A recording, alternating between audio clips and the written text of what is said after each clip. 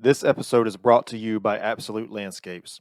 Absolute Landscapes is a landscape maintenance company that focuses heavily on commercial property maintenance. Call today for information about the services we provide and how we can best help you. 803 427 5944.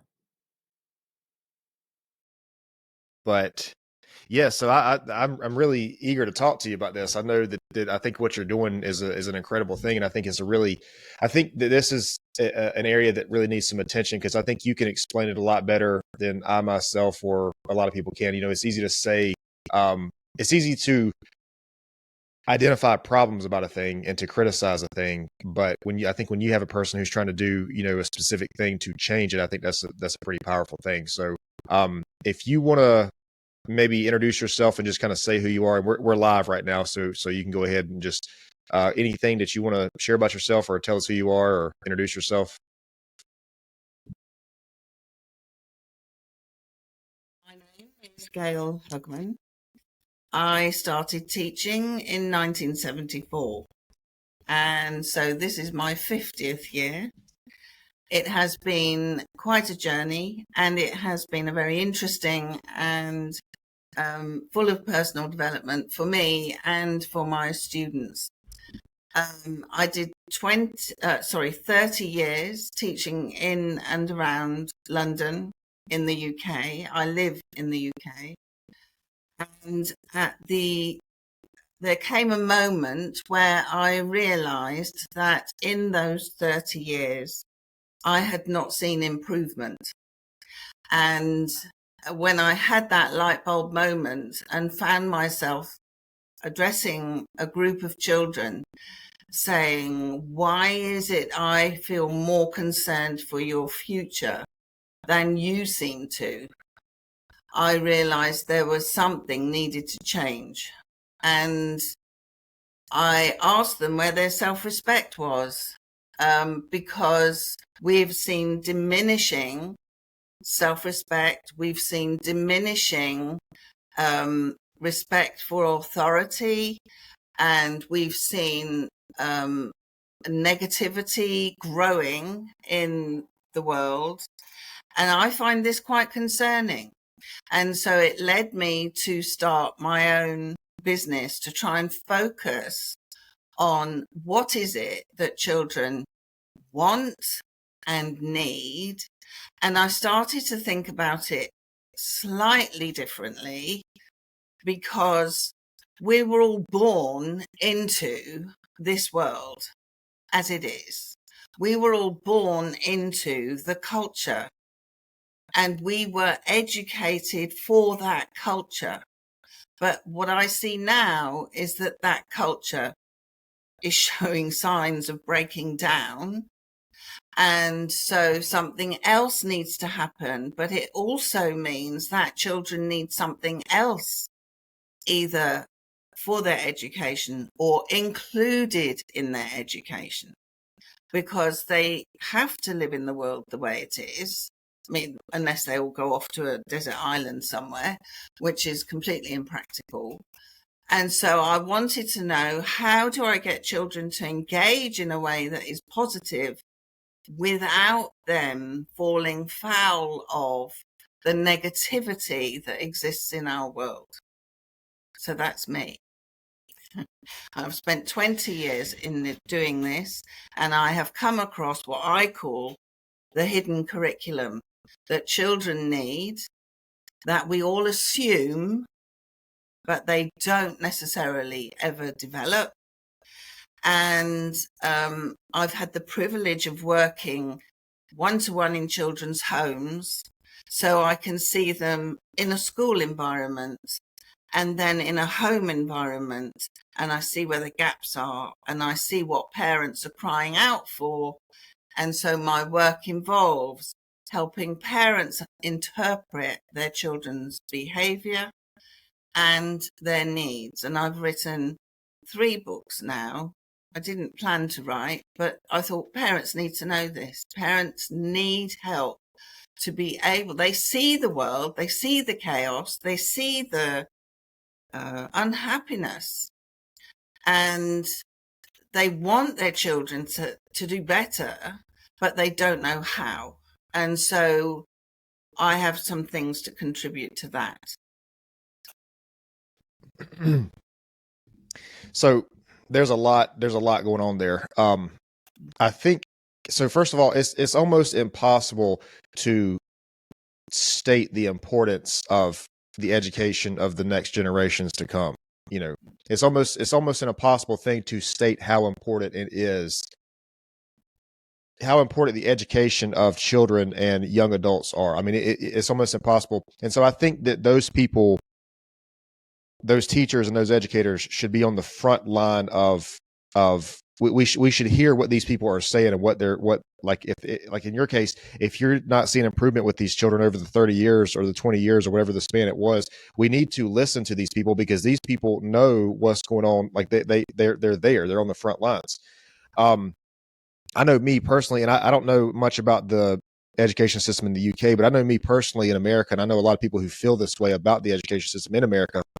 It's just like there's a lot of irrelevant things that we feel like are taught. There's a lot of time and resources that we feel like are spent on certain things, on certain subjects, and even that the material is taught in a certain way that simply a lot of the children, the young adults, the teenagers, they're not.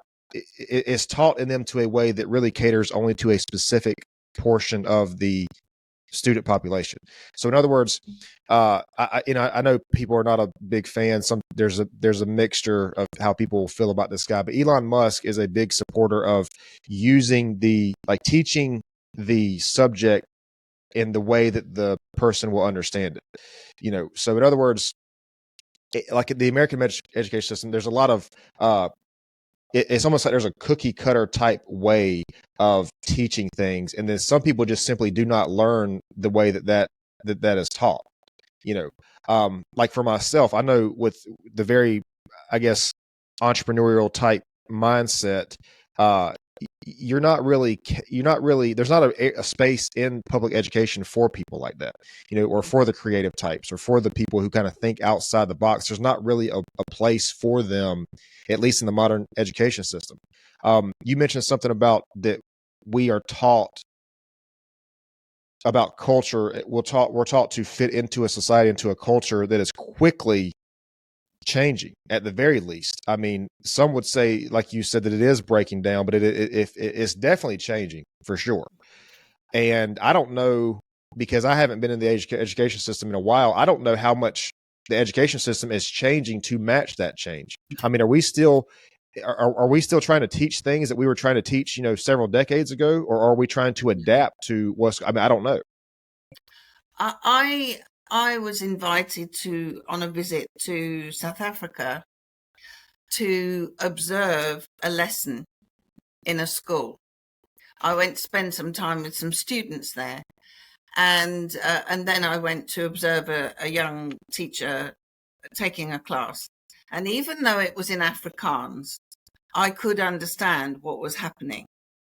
And she had a class of probably about 40 children, all sitting in rows, all in uniform, aged, well, I'll tell you the age in a minute. She was teaching fractions, and she was teaching halves, quarters, and percentages. And at the end of the lesson, and all the children listened really well, and at the end of the lesson, she asked me what I thought. And I said, well, I thought it was brilliant. I said, they all paid attention. They all did very well. But I was shocked. And she said, why? I said, because you're teaching a class of 14-year-old children, and we teach children at 7 years old in the UK what you were teaching these children. And so, yes, we're still teaching the same material, but when you take a slight shift in thinking and you appreciate the absolute wonders of modern neuroscience that are now beginning to come to us as lay people and to explain how the brain works, it is incredibly exciting, and it requires a shift in thinking in the way that we teach. Because I've got my brain here. We all are born with one of these.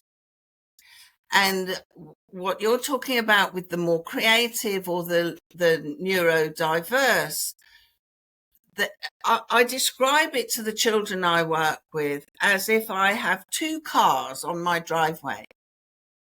Both cars can do 90 kilometers an hour. Both cars take passengers. Both cars will take you on a journey. One works on petrol. The other is electric. And that's how brains are. One works one way, one works the other way, but both do the same job. Now, the job, I got very excited when I realized that what we do physically and the activities that we do tell our brain what we want. So, for example, if I want to change a habit, I have to consciously decide I'm going to change the habit. And then I have to consciously decide to do a different action when that habit crops up. And then I can model that part of the connection in my brain. Now, young children, I tell the children this, I show them the brain, and they usually go, ugh.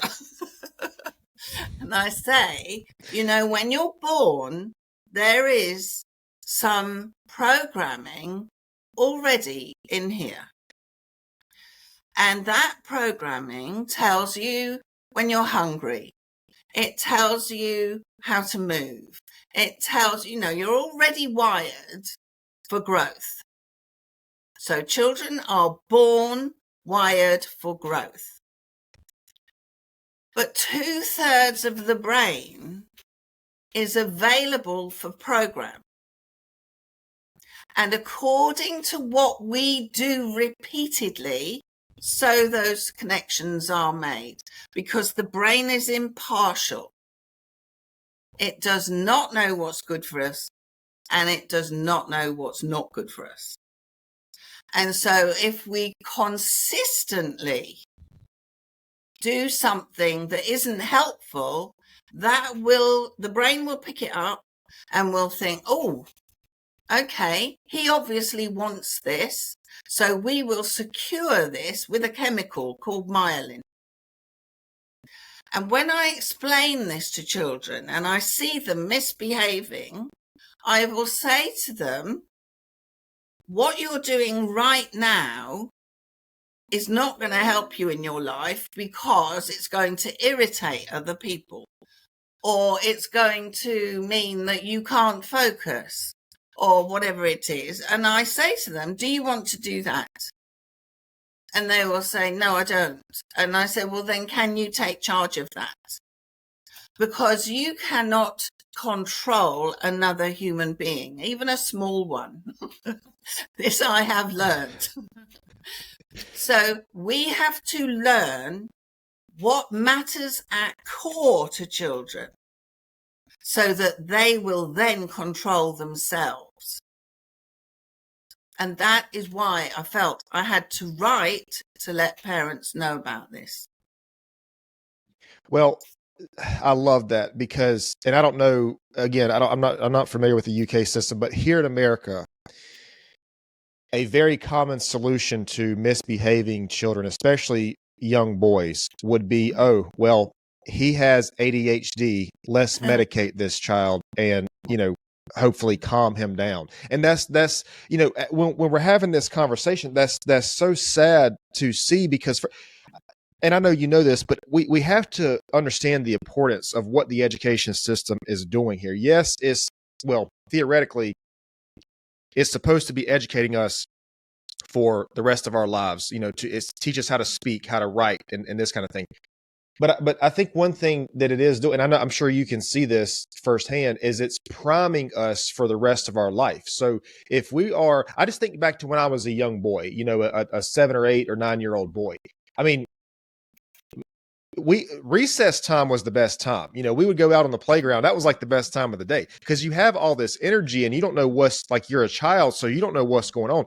But if the solution to having this energy is to, for lack of a better term, just suppress it with some sort of medication, what lesson is that teaching you for the rest of your life? Because then you become an adult and you say, oh, well, I have this energy. I have XYZ feeling. I should take this medication to help control. And I just simply don't believe that's the case. I mean, I think maybe a small portion, yes, the medication might be justified, but we shouldn't have to sedate basically children to get them to behave properly. And what you're looking at is that you're teaching a different type of tool. You're saying, okay, this is how your brain works. You have conscious control of this. You can take control of this. We don't have to medicate. And the reason I bring up the medication is because there's a lot of parents now who are actually just pissed off basically that this is the route they're taking. Are you still with me? I kind of lost your picture. Are you still there? But I was talking about, right, and the medication being the immediate solution. Yes. But you're kind of taking a different take on that. It seems like you're teaching a child how the brain works and how to take conscious control of that, which is incredible. Yes. The reason, you see, you take a human being. A human being is the most creative, sensitive, intelligent form of life on earth. Just one human being. And then you put them into chaos with no understanding about that chaos. So they start to react.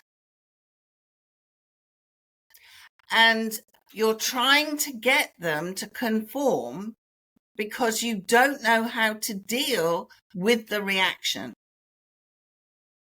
Now, they have got to live in this world.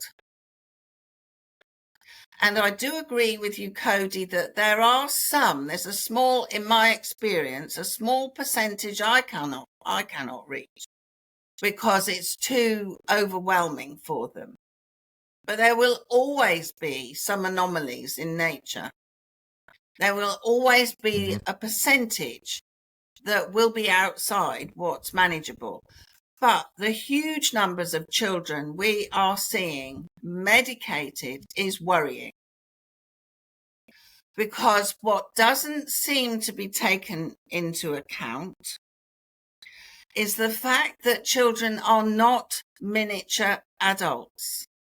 They are developing, and we don't know the long-term effect of the drugs. We don't know the long-term effect of all the technology, and I've done research into this as well. We don't know the effects of these things on a developing brain. And so when these children, the first mobile phone that I ever saw with a child was in the year 2000. That's only 24 years ago. And the child brought it to school because we were going on a trip. And she said, my mother asked if you can keep this for me. And I said, you do not need a mobile phone. Don't bring it to school. Famous last words. And now the whole, I'm sure America is very similar. Every child's got a phone. Every child. And I talk to them about how the phone will affect their learning, will affect their ability to study. And if they don't manage the way they're using the phone, their brain will be affected. I've seen children's scores rise by 30 to 40% when the phone is not in play. Honestly, they say children are wired for addiction. No. Children are wired for repetition, and that repetition is meant to be building the foundation for their life. What the child and their brain does not know is what's useful and what isn't. So they will wire, brains will wire whatever they're given. That's and what. and this is what I'm talking about, how culture is changing so quickly. Because so I graduated high school in 2011, and so maybe that's not that long ago, but so much has changed since then. We were not even allowed. I mean, everybody had a cell phone, but you were not allowed to use it during class time or whatever. But now my understanding is, at least in America, is that the use of this thing is happening nonstop. Like the teacher is up in the front teaching in class, and the students are there on the phone just doing whatever they're doing on the phone. And it's like, you're right, we don't even know how with adults what the repercussions of this is. But it's not just with the school. It's also like, you'll be out. I don't know if you guys see this in the UK, but you'll be out in America. You'll see a family, eating dinner, and they have a small child, and it's like there's a tablet or a phone or something, and it's like this thing is acting as a babysitter. And listen, I don't have children, so maybe I can't comment on this. I understand that being a parent is very difficult, but we just have to ask ourselves, like, what's the long-term consequences of this? I mean, because what is it? I think the brain actually develops until you're like 25. I think the brain is not fully formed until you're about 25 years old. No. And I remember during the pandemic, or before the pandemic, I was working with some children in America who were coming to this country. So I work online as well, most of the time. Well, all the time since the pandemic. But so I was working with some children in America, and the youngest child was 6. And she asked her mother, when am I going to get to see Gail in Hughman? And when we actually met, she threw her arms around me. And I realized that unless you actually meet someone, you do not have the full human experience. Yep. The size, the feel, the sound, the smell, everything. So if you're being educated on an iPad or on a phone, here is a picture of an elephant. It's a bit different from an elephant standing right next to you. And unless we give children actual concrete experience, so I can see where Elon Musk is coming from, but my mission was not to take children out of the system, but to teach them how to survive and thrive in that system while we wait for it to change. Because systems take a long time to change. So we have to do both things. We have to live in I think that's... I'm sorry, go ahead. No, go on. Well, I was just going to say, I see that. But I think the problem is, like, with a system this large, you think the education system... Personally, I think the education system is more important than the healthcare system of a nation, because the education system, like, if you're teaching the upcoming generations, if you're teaching the next generations, eventually these people are going to be replacing everything in society. At some point, this is the future of your society. So it's like, to me, that should be the most important thing that we're focused on. Yeah. But it's like, a system this large, how do you even begin this? Like, how do you even start something like this? When we talk about the education system, like how does one even attempt to do this? Okay. I have an answer. We shift the focus. So the focus is not on exam results and grades. The focus becomes the core development of that child. So let me explain. When a child goes to school, why do we want them to go to school? Because I could teach them about, I remember the first time a child asked me what did they used to call those things that we carried around with the tape in? Do you remember? We all had these Walkman, a Walkman. Mm-hmm. Yep. Do you remember those? It's like an iPod. I do. It's probably, we don't have iPods anymore. But a child asked me what a Walkman was. So what is the point of teaching them about anything external? Everything we do has an effect on our brain. So I teach the children to look at what they're learning and work out how it's going to help them develop their core. So, for example, mathematics teaches you thinking skills. So it's teaching your brain how to reason. It's teaching your brain how to analyze. And so you look at each subject. Now, you can learn to reason and you can learn to analyze doing different things. But if you're at school, use what school gives you to develop your skills, to develop your core. So you can do nice handwriting. Let's talk about nice handwriting.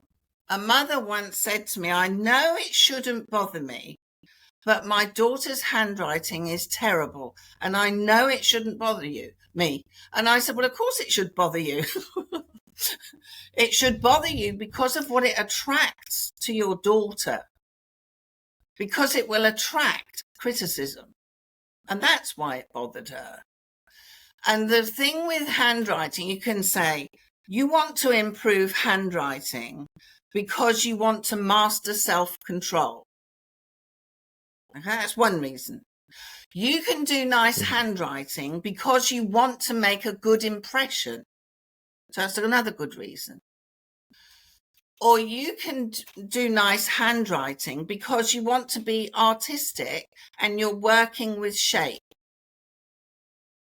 And you choose a reason to do the thing you're doing because the thing you're doing needs a reason for your brain.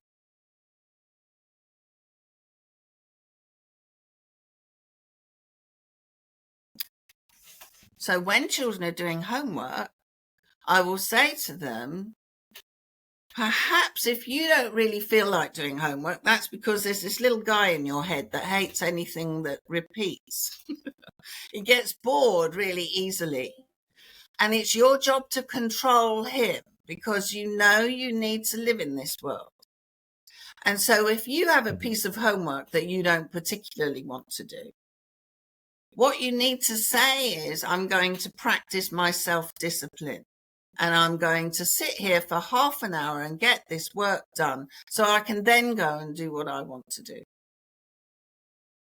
So they're working on self-discipline. The result is the homework is finished. Mm-hmm. It's not what so you do. Right. So your main motive, your main mission here is to focus on the development and the tools that we can use versus so much the subjects. Is that, I mean, is that even what the education system claims that it tries to do? So so in other words, if they teach a child math or whatever, is the mission of the education system to teach the child the math, or is it to encourage the critical thinking and the complex thinking? I mean, I don't know. I'm asking. I think it's more about they need to learn the maths.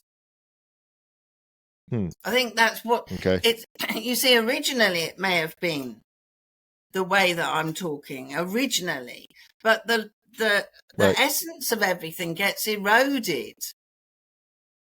You know, there's a phrase at the moment. I don't know if you have it over there.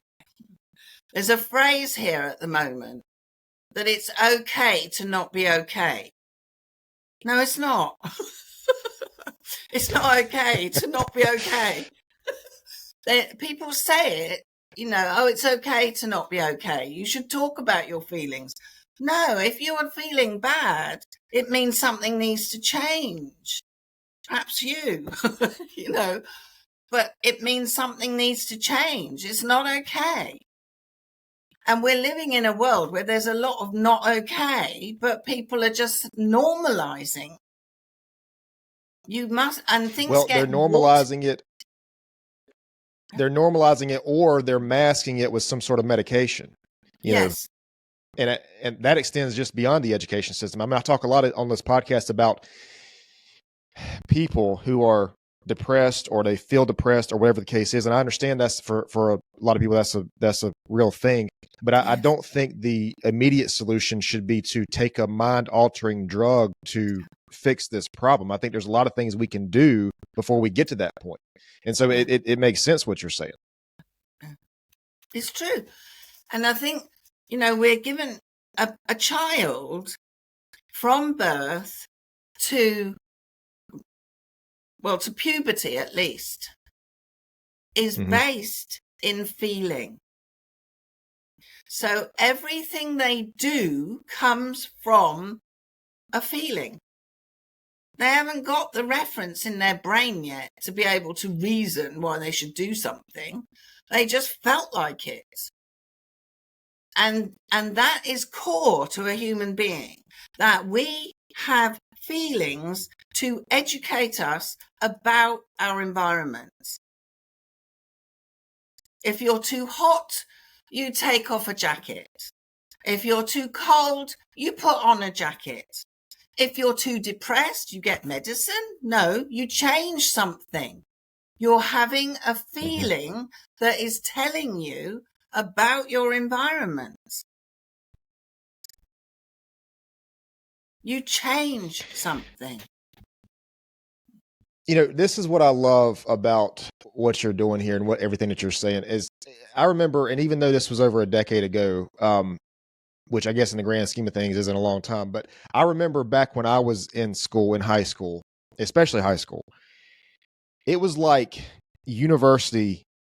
going to university or pursuing a higher education was pushed to such a degree that if you did not go to college, you felt like you were doing something wrong with your life. And I wish I had a statistic. I wish I knew the percentage of high school graduates that pursue a college education. And I understand that college there's a lot of things that you need a college education for. But I think what you're saying, it makes me think about this, and this might be what you're leading up to, but it makes me think about this fantasy world to where, the education system teaches a person how to critically think, how to communicate, the basics, the writing and the reading and that kind of thing, but also how to interpret these feelings that you're having, interpret these thoughts, critically think and think for yourself. But then it's like, okay, what if we use that as the base education system? And then from there, we have like a college equivalent for each person. So you could, if you want to be an accountant or a doctor or whatever, okay, there's a place that you can go to pursue that sort of education. If you want to be in the trades, there's a place you can go to pursue that education. If you want to be a person who just builds a building or whatever you do, there's a place for that. Because I think one thing, I don't have a source for this, but I read before that a statistic for people who experience some sort of addiction, whether it's drugs or alcohol or whatever, it's like a lot of these people, they feel like there's a lack of direction or purpose in their life. And so I just think to myself, if these people have this issue, if they just feel lost in their life, I mean, it is a huge thing to tell a 16 or 17-year-old person that, hey, if you don't pursue this path in your life, if you don't pursue this higher form of education, then you are essentially going to be a failure in life. And that's simply not true, because there's so many different avenues that this person can go, to pursue whatever career they want to pursue for themselves. Absolutely. And so the reason I make the connection with the addiction, it's like, I wonder how many of these people experience this loss of purpose, this lack of direction, because they just simply feel like they're not doing what they're supposed to do, because the education system said, hey, this small percentage of people pursue a university degree, you should do this or else, you're going to have no direction. I just don't believe that. Yeah. Well, that's how the culture operates. It operates against grades, against profit. When you're saying, you were making me think when you said maybe there's somewhere they could go. Elon Musk is one place they could go to get that training to build something. I totally agree. I used to find with children, their whole purpose is to grow and develop. Little ones will be dragging themselves up against the table trying to walk because the brain is trying to learn. It's trying to find out about its environment. They're very forgiving, but all these wonderful things get lost because of the culture and our reaction to that culture. They get lost. And then you find you're like split. Because at core, you're really depressed. You're not allowed to climb the tables. You're not allowed to stick your finger in the socket. You're not allowed to experiment. You have to channel yourself. And what's the purpose in that? I remember talking to a top executive, bank person who was the father of some children I was working with. And he would come home from trips abroad and he would be, everybody would be pleased to see him and he would be showering them with gifts and it was all wonderful. But then he'd want to do his work and the children would want his time and then he'd get annoyed. And I had a long conversation with him because I said, you come in like this and then this happens and you're undermining all the work I'm trying to do because you then have children who are afraid of you. And he said to me, at the end of the day, the thing that is most important to me is my family. I said, but you're driving them away because you don't have the time with these children that they need. I mean, I worked with that family for many years because I would prod him every now and again and say, you're doing it again. Because as adults, we find it difficult to change.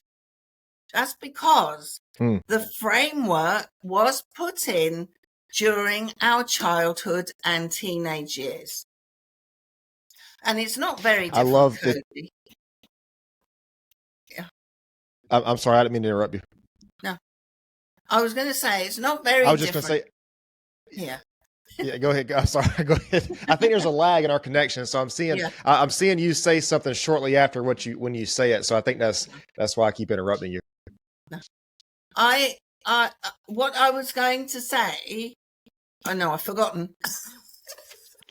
It's gone. I'm sorry. You said you were working with the family for years, and the gentleman didn't have the time. Yeah, he made time.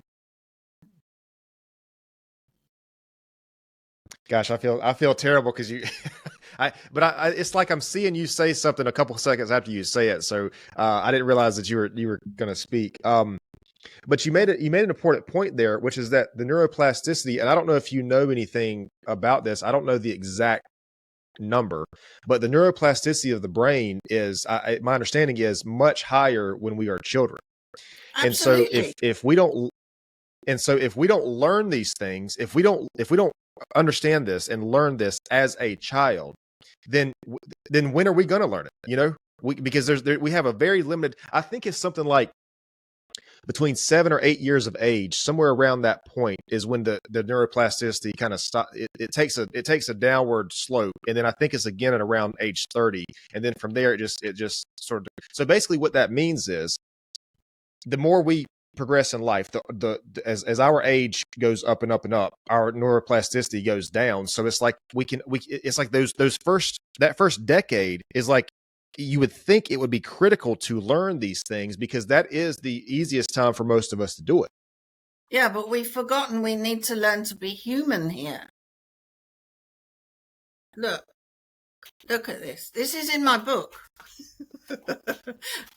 Hang on. Oh, where is it? 90%. 90% of brain development is complete by the age of 5.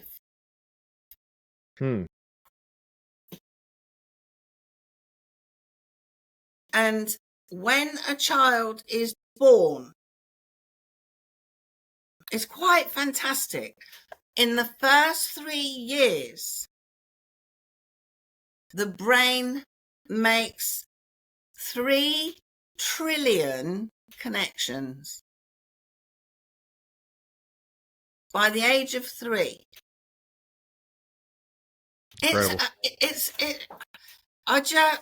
It's so important who we are and what we are.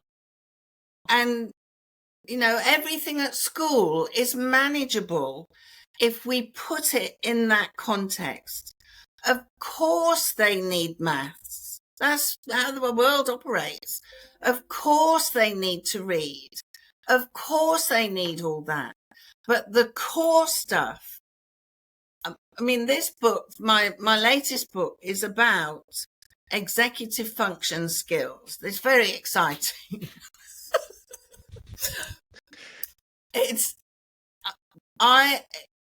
I called it Making the Pennies Drop because it sounds more fun than executive function skills. Executive function skills are a set of skills we all need to be successful in life. We also need them to be successful in school. And so we need to teach them, not assume they are there. We are born with the potential for them, but having potential, I can go out in my garden and I can get an acorn. It has the potential to be an oak tree. But if I put it on my desk, it's not going to be one. Right. And I see billions of people sitting on my desk because the environment hasn't promoted their development, and they have not taken control of it. Mm-hmm. I think it was Albert Einstein who said something along those lines. Something about if everybody is a genius, but if you judge a fish by its ability to climb a tree, it will live its whole life thinking that it's stupid. And that's what I'm saying about what if we just had these different areas, to that were made for a specific type of person, because and I understand that is a major redesign of the education system. I understand that, but the problem is that you have that. Well, there's so many problems, but for one thing, the basic thought process of the brain is not being taught. I agree with that 100%. But then it's like when you so even if you get past that, if a child is 5 or 6 or 7 years old, flash forward a decade later when they're about to leave high school, and they feel like there's no direction for them. There's nothing for them to do. Yeah. Unless they have a purpose in their life. And if that purpose is to be the best they can be, then it doesn't matter what they do. They just need to be the best at it. Because I say to the children, I don't know why you are here. I don't know what the reason is that you have been born, but you have a purpose. I do know that you will need to be resilient. So I will teach you that. I do know that you will need self-control because there are things that you will experience where you will need self-control. So I can teach you that. I do know that you will need to listen because other people may have bits for you. So I can teach you to listen. But I don't know why you're here. And until you have the development and programming to be able to add whatever is your talent for the world, then I can teach you that core development to help you find it. That's how I think. Yeah, and I think that's very wise. I think that's a very I think it's very difficult to state the wisdom in that. I think that's a very wise decision or a very wise motive. Let's do this. Let's take a break just really quick, and when we come back, I want to get into how you do this. You have some programs and some things like that, right? I know you said you wrote a couple books, and that kind of thing. Yeah. Okay. Yeah, we'll get into that when we come back. Let's just take a couple minutes here or a couple seconds, and we'll be right back. Okay, so we left off. We were talking about sort of the issues that's going on, and the importance of teaching the resources and teaching the tools and teaching the importance of developing this critical thinking and the neuroplasticity of the young mind. Where does I guess maybe what is the solution, if there is one, to all this? Like, what do you focus on? How do you focus on, or what is your thought about maybe a different way to do this? I think I mentioned earlier that I believe there is a hidden curriculum. And when I first realized this, I was with a child who was completely subdued. His situation wasn't great, and I needed to find a way to help him switch on. And what happened, he looked at me at one point. I asked him to do something and he said, "Why should I?" How many times have teachers and parents been asked that question? Why should I? And I said to him, when we're born, or when you were born, you think you had a life. You think you've got one life. But that's not actually true. You've got two. And the way that I think about it is that your first life, which I call your natural life, is the same for every single human being on the planet. It means that when you are born, you don't know very much. You don't know what day it is. You don't know your name. And for the first 10 years, we think of you as a child. And then from 10 to 20, you're a teenager. From 20 to 30, you're a young adult and you're beginning to find your way in the world. And then you become a fully grown adult and you do your thing, whatever your thing is. And then I was never quite sure how to describe the later stages of life, but the way it came out was then you get to be a senior and you start to think about what you've learned in your life. And then you get to be an elder and you tidy up before you go home. That's your natural life. And there's a job to do. And I would always say between birth and 100, there's a job to do. And that job is to become and to develop, to be the very best human being you can be. Your second life, which is completely different for every single human being, is called your world life. And the reason it is different is because it depends where you are born, what language you speak, when in history you are born, and so on. And so it is different for every single human being.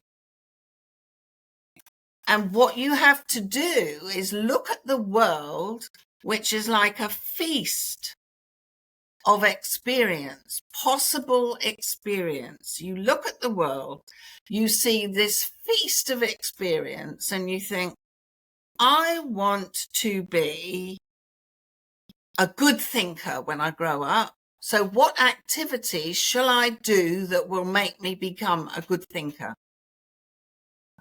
Or you look at the world, you can do it playing golf. You can do it becoming a maths genius. You can do it playing chess. So you look at the world and you choose, what way do you want to develop? What do you want to use that's going to help you become the best person? And I always ask the children, when you see the world, you can see it's all a little bit crazy at the moment. And they always say yes. Always, even the little ones. And I say, there are a lot of unhappy people. Do you want to make the world better or worse? And they always say, I want to make it better. Oh, I want to make it better. I said, well, you can start right away. You can start today by being the very best 10-year-old you can be, or whatever age they are. And if you're going to be 10 years old, be the very best you can be, because otherwise you won't be ready when 11 comes. So they fill that space for them. So it needs us to think about their situation, see the world from their point of view, explain how things work so that they can choose more wisely and not just be sucked into anything that's passing. Because that seems to be how it is. Life is being done to us. No, let's take control and let's show the children how to take control of my own life. I don't want to take control of everybody else. Right. No, the person there, when you finally depart this world, the only person there is you. Mm-hmm. I love the emphasis here on encouraging the growth of the child and the future adult. Like I love how much, even throughout our early part of our conversation, there's been a lot of reference on growth and becoming the best person that you can be. Because I think kind of what we're saying here is parallel to some of the things that I've always said of just about life and about becoming the person that you're meant to be in general, and pursuing your purpose, finding your purpose, and pursuing your purpose. And it's like you're always going to be challenged on this pursuit of pursuing your purpose. And I think that's one of the critical reasons that we need to teach young people, children and young adults, how to handle these things. Because when we say pursuing our purpose, it sounds like it's going to be an easy overnight thing. And it's like, oh, if we're made to do this, it should just fall into place. But I think back over, my life. I'm 31. I just turned 31 in April of this year. And so I think back over my life, man, and it's like, there were people in my life, educators and adults who meant well, but I wish really that someone would have told me the importance of discipline, the importance of, overcoming the hard things, the tragedies, the adversities, the importance of, what you're doing today, how you can set up your life 6 months, a year from now, 5 years from now. And I just wish somebody would have stressed to me the importance of that continuous growth, because I think when we're pursuing a purpose for our life, whatever that purpose for us is I think you're right. I think constantly improving and become the best person we can be. There's no, only good things can come from that. And I think we would be doing ourselves a disservice if we did get to, in your terms, those elderly years of our life, and we look back and we just question, what more could we have done? What else? What other contribution to the world, to use your words? What other thing could we have contributed to the world that we didn't do because we did not allow ourselves to grow to the degree that we could have? And I think it sounds, when we talk about purpose, we talk about changing the world. It sounds like it's supposed to be some big, huge thing. Not a lot. Not everybody is going to be some great political leader that just changes the world by the millions. I mean, but it's what we do and how we can contribute to the world. The beautiful thing about that is we are the only ones that can do that. A person, when we are living our life, there's people who have similarities, people in similar situations, but you are the only one who's living your life. You are the only one who can make that change. You're the only one who can make your specific contribution to the world. And I think that what you're doing, I think, is a beautiful thing, because it's teaching the person to start with themselves. And I think, unfortunately, a lot of people are taught that the reason that they are unhappy is because of some external force. And I understand that there's people who have different starting points, and I get that. But what that does is that we don't even realize this. It disempowers the child or the young person or the young adult, because it puts the power of the change into the hands of someone else. And so we cannot stress the importance of this philosophy enough to start with the individual, start with the young child, and teach them how to, what it sounds like, how to become the best version of themselves. I don't see young children full of bitterness. I don't see young children full of anger necessarily, unless it's in their situation. I don't see young children bear grudges for very long. And it's unfortunate that these things develop inside human beings. And I'm just as susceptible as everybody else. I have to work on it myself. Mm-hmm. And judgment. They don't judge. We're not designed for judging. We're designed for appraising and seeing, is that a useful thing? Can I help that thing? Should I encourage that thing? And I'm not saying anybody on earth is to blame for any of it. We inherited the situation. Mm-hmm. I'm just trying to do my little bit to make it a bit better and learn as much as I can. What is human for? This planet is extraordinary. When we look at the moon or we look anywhere else, there's nothing with so much life and vibrancy, and I'm part of that. Why would I want to fill it up with negativity?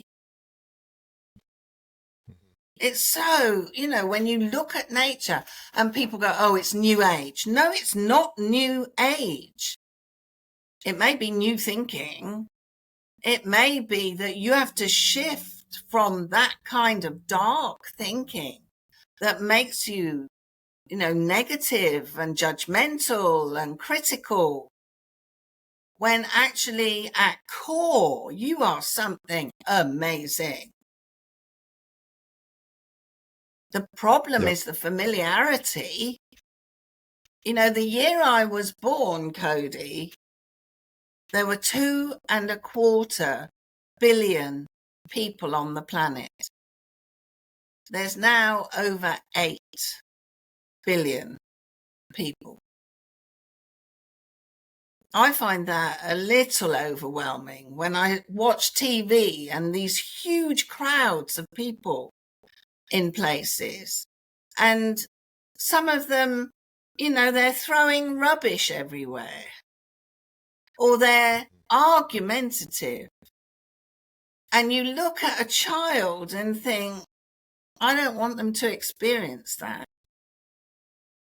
I want them to love the world. If you had seen, as I have, how exciting it is when a woodlouse, I don't know what you call it, a little beetle like that, a woodlouse, do you have those? It's like a little creature. They live in damp places. They live in damp places. I was in school and these children were beside themselves with excitement. Come and see, it's having babies. And it's, it just this, I watched with them. I was just as fascinated. That is what life is for. It's for appreciating what we have and what we've been given. When a nurse once wrote about people when they're dying and their wishes when they die, what is it that they think about? And the two things that came up, did I love and was I loved? The other way around, I don't know. But did I love enough? And was I loved? And when you think about it, people will say, oh, well, I will regret not spending more time, or I will regret not doing this. Let's not have those regrets. I tell the children, this is a world where it is easy to be overwhelmed because there is so much going on and so much choice. It is easy. And so you need to become good at organization. And I teach them organization skills.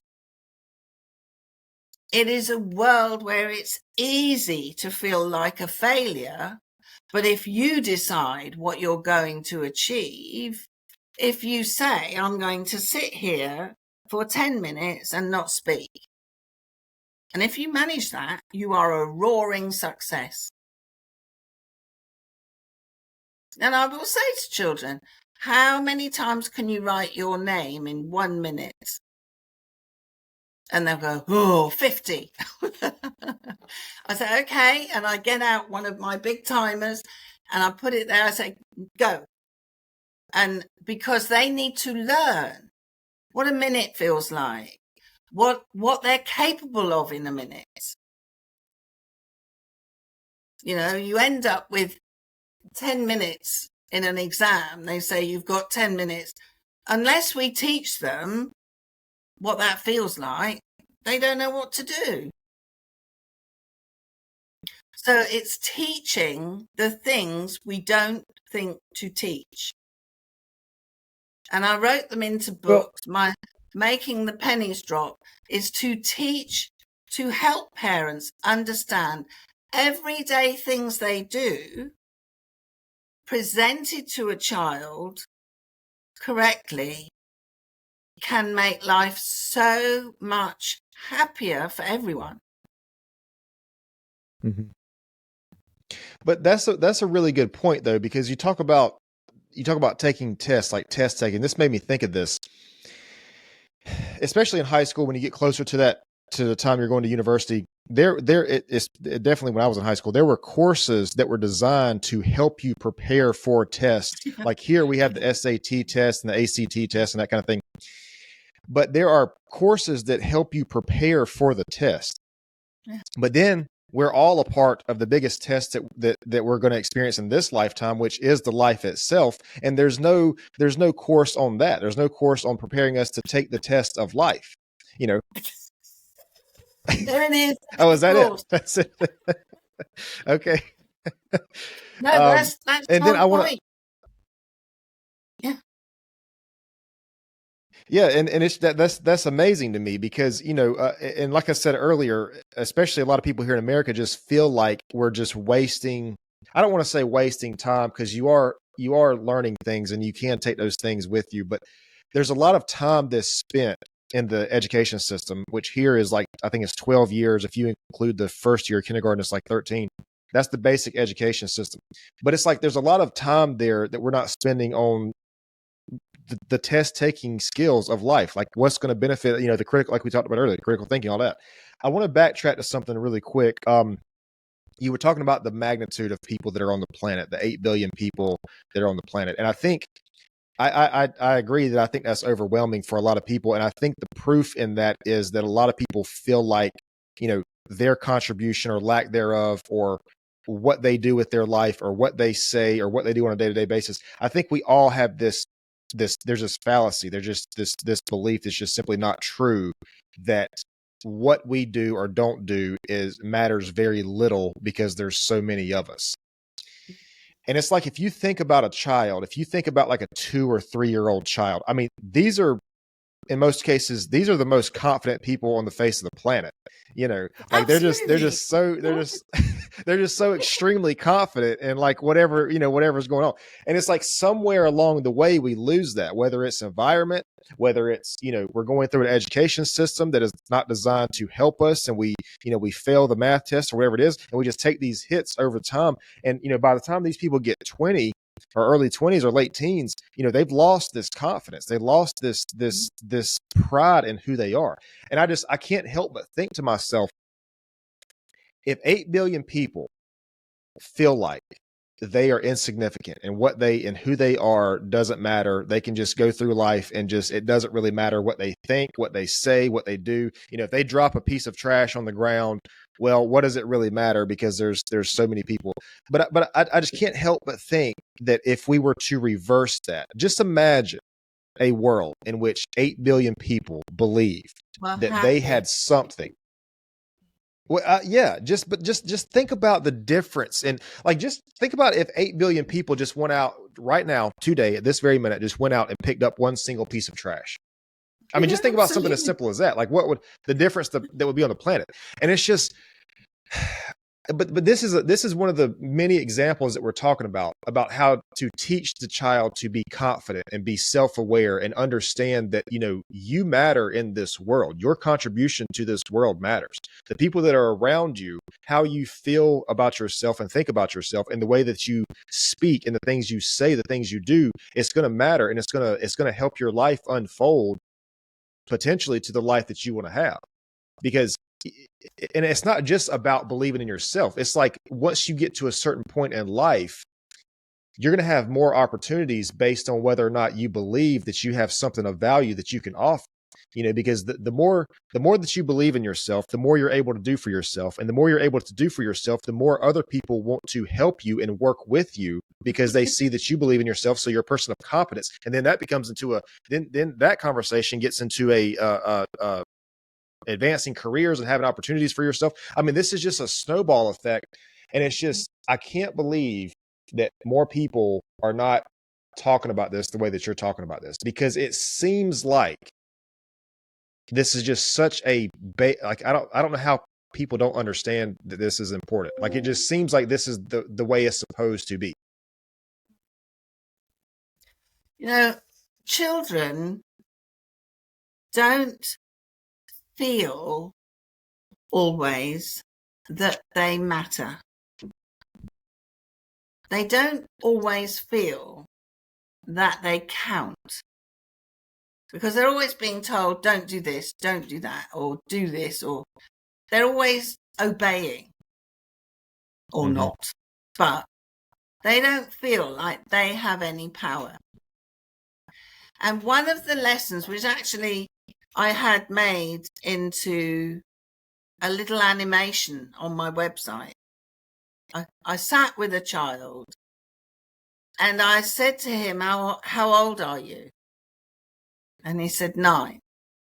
I said, well, 10 years ago, the world was here.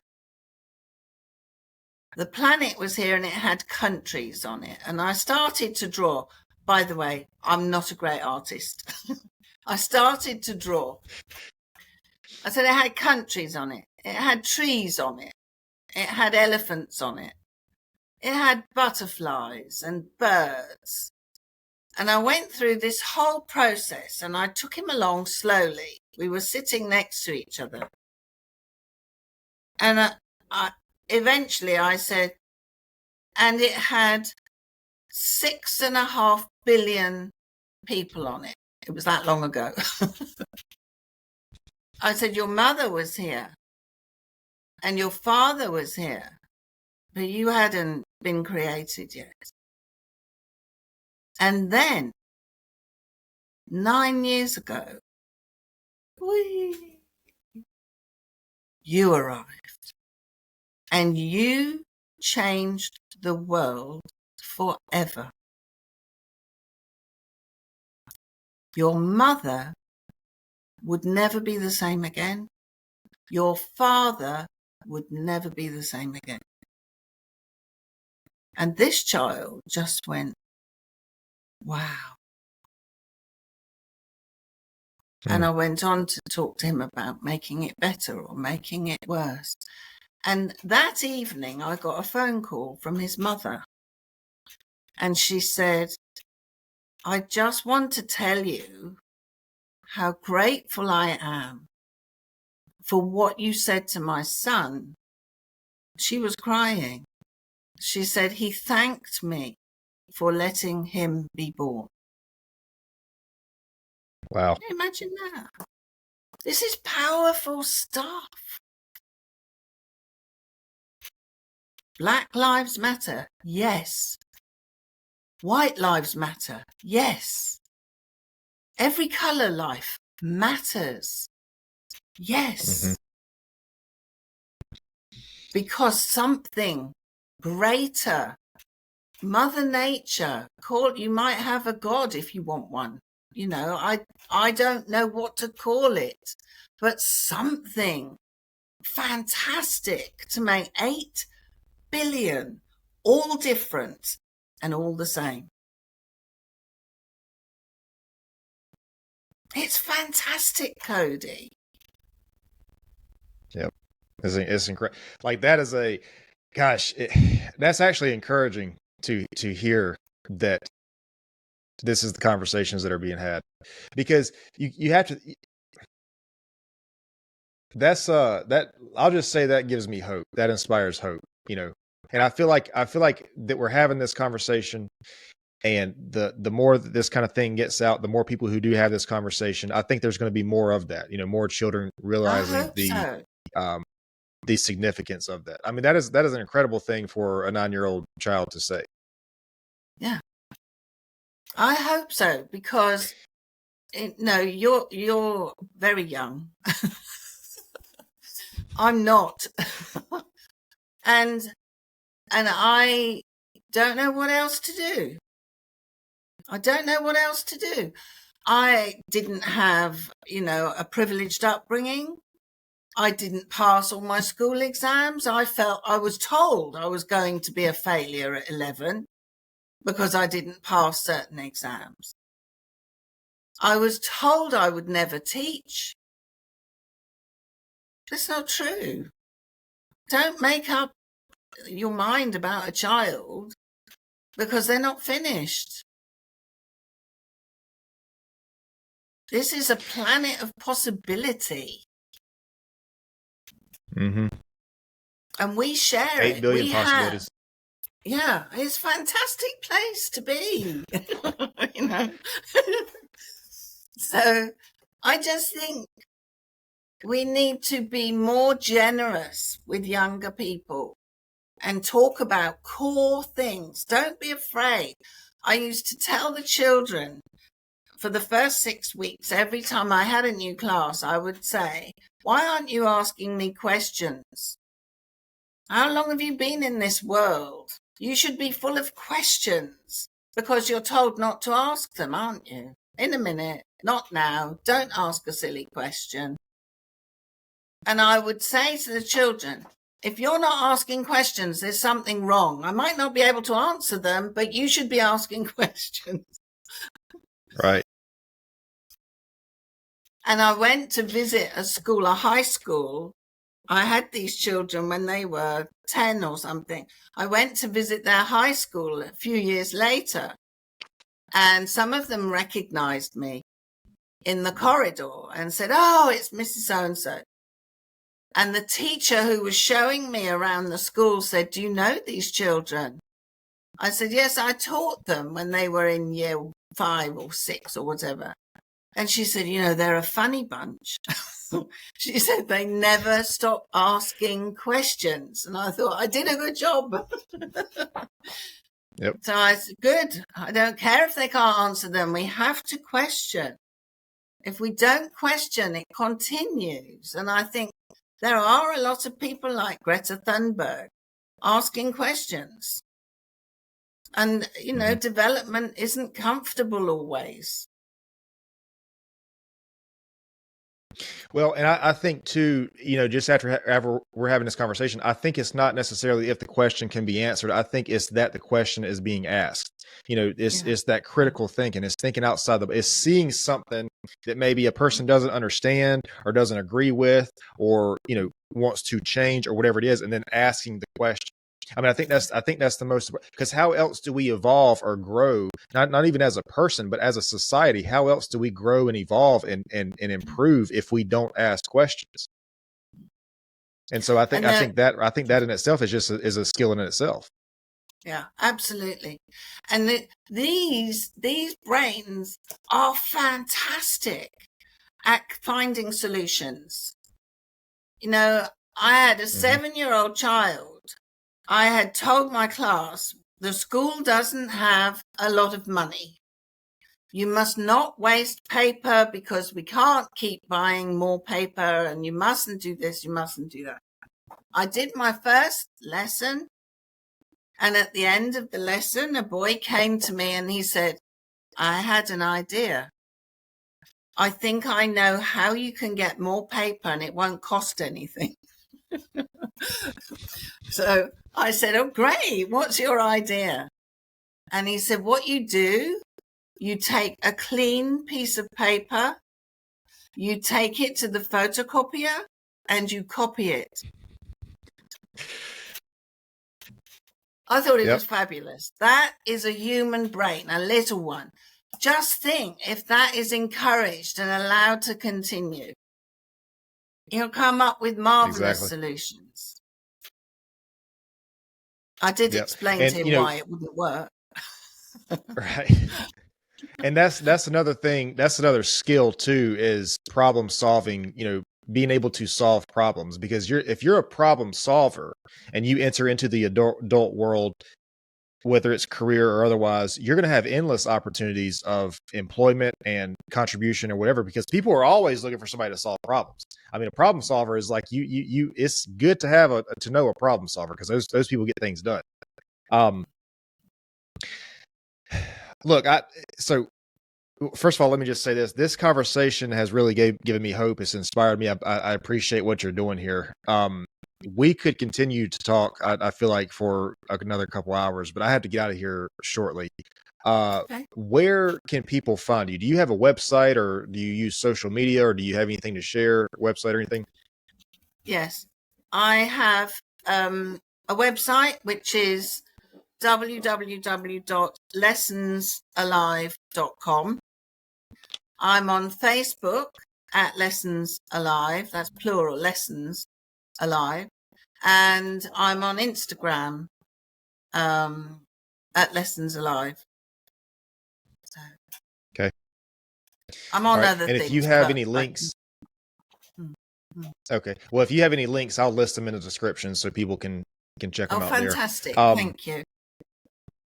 So one other question I have before we wrap up is something I kind of ask everybody. If you had to, I know it's hard to pinpoint maybe the most valuable, but what's one of the most valuable lessons you've ever learned? It could be from your career or your personal life, if it's something you're comfortable sharing, but what do you think is one of the most valuable lessons? I didn't learn it until I was in my 20s. And I wished I'd learned it earlier. But I learned that my brain is meant to work for me. And that I am meant to instruct it and get it to do things. I'm not just meant to react. So I teach that now. Your brain is meant to work for you. Yeah. And man, it's so powerful. That's so, because you have to think about, if your brain is working either on autopilot or against you, I mean, that is not something you want to have that's not on your side. That's not a tool that you don't want to be able to use. That's such a powerful lesson. Well, there's the books that I wrote were put together from experience by my brain. I could never have written all this without that. And that's how people create. That's what we're designed for. Problem solving and figuring out new things. That's why we're here. So, Elon Musk has developed fantastic, and other people, writers, Einstein, it is their brain that puts the stuff together. And your experience is unique. We're both in this conversation, but we're having completely different experiences. We're taking away different things. That's why you matter, because no one else has your bit of the story.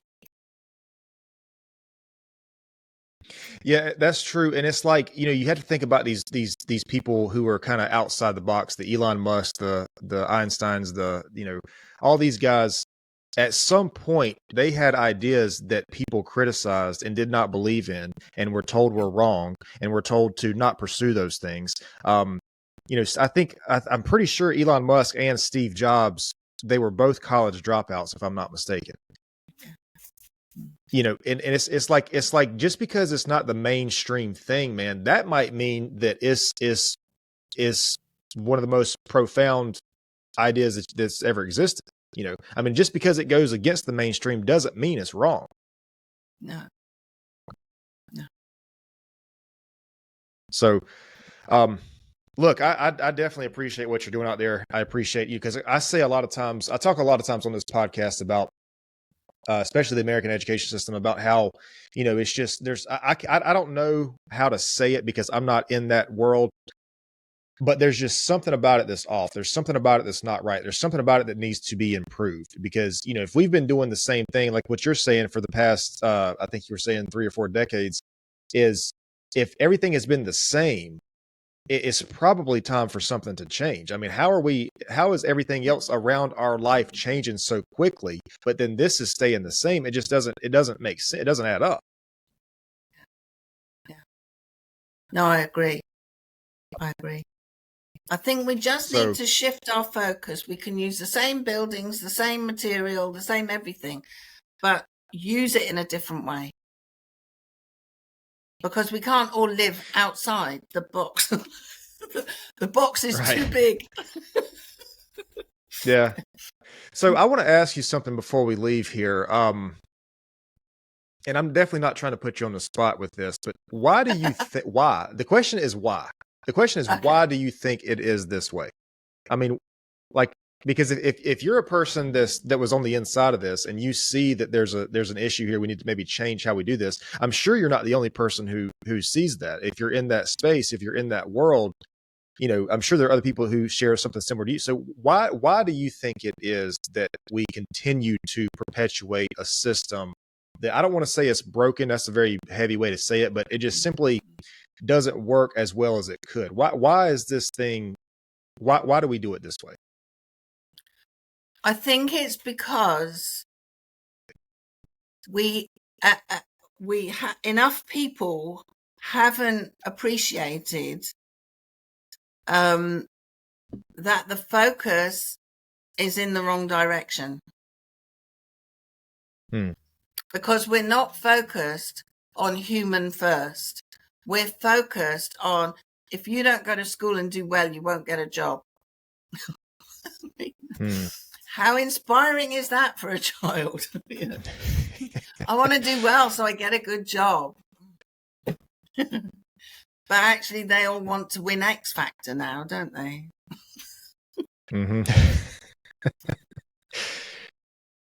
Interesting. Well, until listen, we could. People really, yeah. Well, and I think that's true though, because I don't know if you've ever heard this phrase, but there's a phrase that says, A students work for B students at companies founded by C students. Oh, I don't know if you've ever heard that or not. Yeah, but it is though, that you do see a connection in, it's almost like the education system is an institution that almost trains people to fit into certain boxes of society. And what we've learned in this conversation is there's very useful tools, there's very useful resources, the brain being the main one, that we're not learning how to use. And just to reinstate my point from earlier, you go through this education system, and you're already a child, so everything's going on, like you're learning so much at one time. Then you become a teenager, and that's its own experience in itself. And then you have on top of that an institution, the largest institution that you know of at the time, that you've been in for the past decade and a half, is telling you that if you don't do this thing, you are going to be basically a failure. They dress it up and they say it in different ways than that, but that's the main message.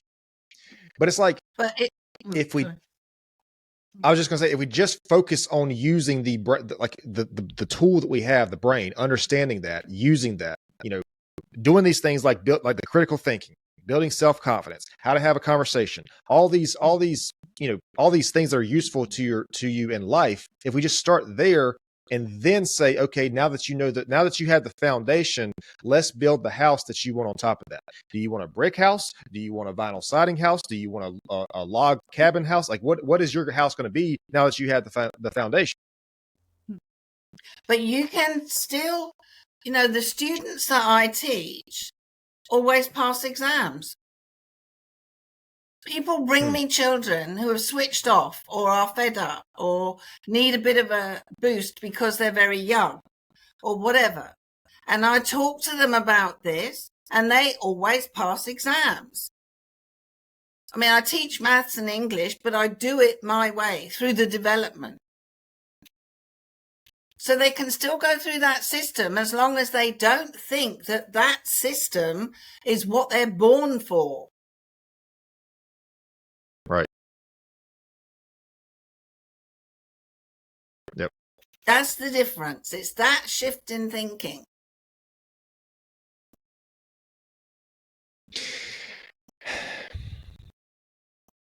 Listen, I definitely appreciate your time. I don't want to go down a deep rabbit hole here and open up a whole nother conversation, but I seriously, I do appreciate what you're. Yeah, for sure. Because I actually have my sister is a teacher here in America, and so I can't wait to send her this and see what her thoughts are, because I've actually never had a conversation with her about the education system or what she thinks about it or whatever. But I know here in America, like we talked about earlier, a lot of people, with the immediate solution being to medicate the children, and then not putting the focus on using the tools. I mean, all this thing, and I guess it sounds like probably in the UK too is a widespread thing. You did mention something earlier, and I meant to ask you about this. You were talking about Africa was teaching the fractions at really double the age of what I think you said the UK was. You were talking about 7 and 14. Why do you think that is? Why did they do it so much later than maybe? Was there a specific reason for that? I think it was to do with their background. There's a lot of poverty. Okay. Okay. And I think that it was more to do with that, because they have a lot of difficulty getting the youngsters to school when they're young, because they're, it was quite striking. I did teach in Boulder. Did I tell you that? You didn't. I don't think so. I did teach for a year in Boulder, Colorado. Yeah. Okay. Yeah, that was a good experience. Yeah, interesting.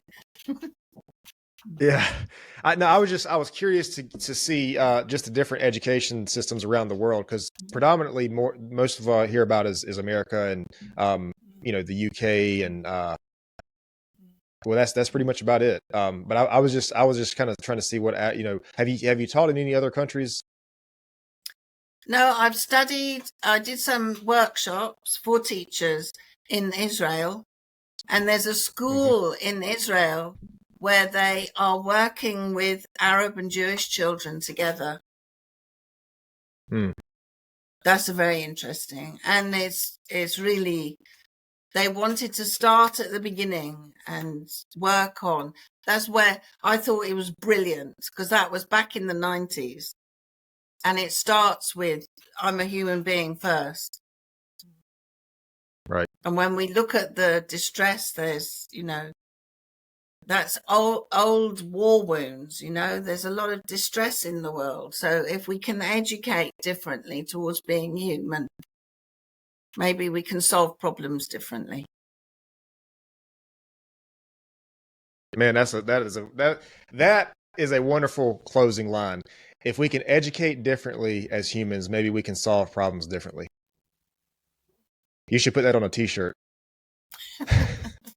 Maybe somebody will. Well, listen, I definitely appreciate your time. Let me stop the video. Hang out for just a second. I'll explain to you about the upload situation. But I appreciate your time, and I appreciate what you're doing out here. And I appreciate you having this conversation with me. Oh, it's been good. Thank you. Hey guys, I appreciate you tuning in today. If you enjoyed this episode, you can find more content at Pure Wisdom Podcast. This is on Facebook, Instagram, Rumble, TikTok, YouTube, Spotify, Amazon Music, and Apple and Google Podcasts. There you can like, share, subscribe, and we will see you next time.